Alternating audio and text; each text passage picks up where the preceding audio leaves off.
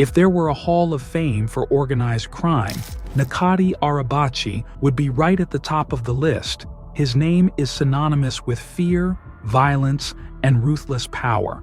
From his beginnings in the shadowy underworld of Cologne, Germany, to rising to the top of the Hells Angels MC Nomads, Turkey, Arabaci built a criminal empire that spanned continents and sent chills through law enforcement across the globe. His legacy is a testament to the brutal reality of crime, where survival means dominating or being dominated. Let's take a closer look at how Necati Arabaci reshaped the landscape of organized crime. A criminal career is born, the Cologne connection. Necati Arabaci's story didn't begin on the streets of Turkey. It started in the crime-filled alleys of Cologne, Germany. Cologne wasn't just a city for him, it was where he shaped his future in crime. While many criminals start with small-time scams, Arabaci jumped straight into serious operations. His early ventures were all about exploitation, running brothels, and being involved in human trafficking. What made Arabaci stand out wasn't just his involvement in crime, but how large and organized his operations were. Human trafficking, especially its cruelest forms, became the backbone of his empire. He didn't run small local rings. He created an international network, preying on vulnerable people and turning them into money-making machines. His operations were so efficient and ruthless that even the toughest criminals took notice. By the time he gained power in Cologne's underworld, Arabaci was seen as untouchable. He wasn't just part of the game, he was the one in control. His methods were cold, precise, and left no room for error. His empire thrived on fear, and he was willing to do whatever it took to keep it that way. Rising through the ranks, Hells Angels. President by 2010, Necati Arabaci had solidified his grip on the criminal world. His ruthless reputation wasn't confined to Cologne anymore. He had ascended to the throne of one of the most notorious criminal organizations in the world, the Hells Angels MC Nomads, Turkey. And let me tell you, this wasn't just a title, it was power in its purest form. Under Arabaci's leadership, the Hells Angels evolved into a full-fledged criminal enterprise. This wasn't about leather jackets and motorcycles anymore. Arabaci transformed the gang into an international powerhouse. Prostitution, drug trafficking, arms smuggling, human trafficking. If there was money to be made, Arabaci had a hand in it. But what truly set him apart was his leadership style. Arabaci didn't inspire loyalty, he commanded respect. Members followed him because they knew the consequences of crossing him. Disobedience didn't just come with a warning, it came with punishment that left no room for second chances. Arabaci was the embodiment of fear and control. His ability to instill both in his gang made him an unstoppable force. Under his reign, the Hells Angels weren't just a biker gang, they were an organized crime empire with a far-reaching global influence. A global empire of crime. What makes a criminal empire truly terrifying? The sheer size and scope of it. And that's exactly what Arabaci built. His ambitions didn't just stop at dominating Turkey or Germany. No, he had Europe in his sights, and he wasn't stopping until he had it all. Turkey's location was the perfect gateway for Arabaci's plans. Strategically placed between Asia and Europe, it became the linchpin of his smuggling operations. Cocaine from South America, heroin from Afghanistan, everything found its way into Europe through Arabaci's network. But this wasn't just about making money. For Arabaci, it was about control. Every shipment, every route, and every deal was a testament to his ruthless precision. His empire wasn't just about profit, it was about making sure everyone knew who was in charge. Evading the long arm of the law with an empire this vast, you'd think Necati Arabaci would have been arrested and locked away in no time. But the man was a master of evasion. Time and time again, law enforcement would close in on him, but Arabaci always seemed to stay one step ahead. How did he do it? Legal loopholes, procedural errors, and, frankly, sheer audacity. Even when he was arrested and deported to Turkey in 2007, it didn't slow him down. For most criminals, deportation would mean a downfall.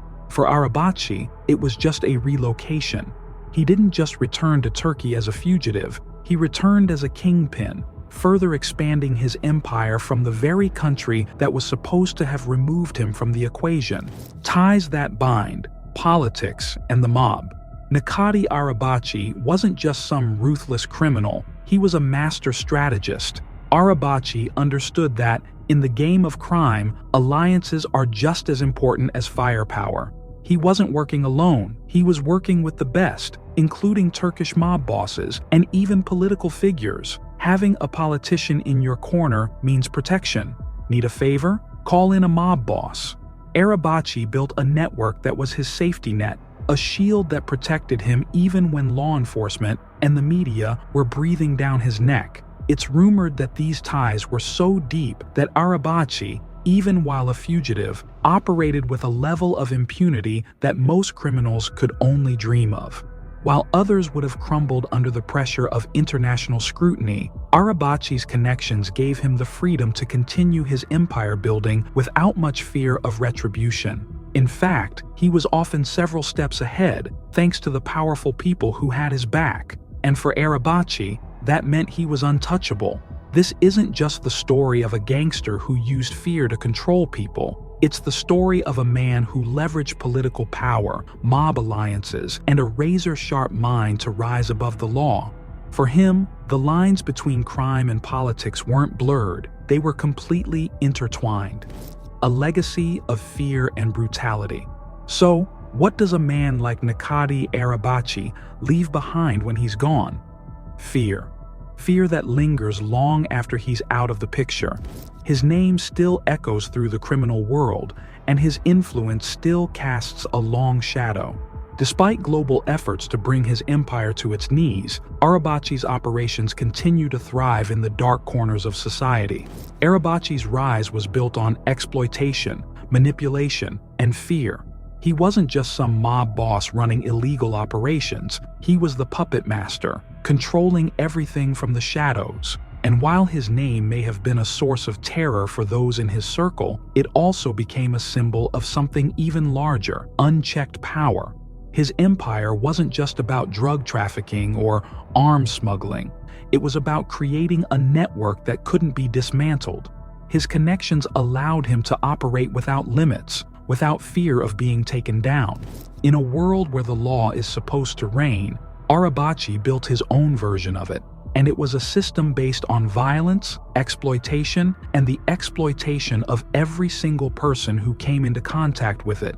Even today, Arabaci's legacy of fear is felt. His empire may be in hiding, but the structure of it remains. His methods, they're still being used by those who came after him. And even though he's no longer at the helm, his influence continues to linger, a haunting reminder of what happens when power is left unchecked. The untouchable mob boss. What made Necati Arabaci different from other criminals in his league? It wasn't just his brutality, it was his ability to navigate the complex world of politics and crime. His ties with politicians, mobsters, and other powerful figures allowed him to operate with a sense of invincibility. He was never truly cornered, and even when the law caught up to him, he was able to slip through the cracks. For Arabaci, it wasn't about getting rich, it was about controlling everything. His empire spanned continents, and his influence was unmatched. Whether it was smuggling drugs or controlling illegal markets, Arabaci's fingerprints were all over the underworld. Arabaci's criminal legacy is one of terror, but it's also one of strategy. He wasn't just a brute force. He was a calculating, cold, and methodical leader who knew exactly how to play the game. He took advantage of every opportunity, manipulated every connection, and used fear to keep everyone in line. From Cologne's brothels to the highest ranks of the Hell's Angels, Necati Arabaci's life is a masterclass in organized crime and a cautionary tale of how ambition without morality can lead to devastation. Arabaci wasn't just a criminal, he was a phenomenon. A man who defied the odds, evaded justice, and rewrote the rules of the underworld. While his story might be fascinating, it's also a stark reminder of the human cost of power and greed.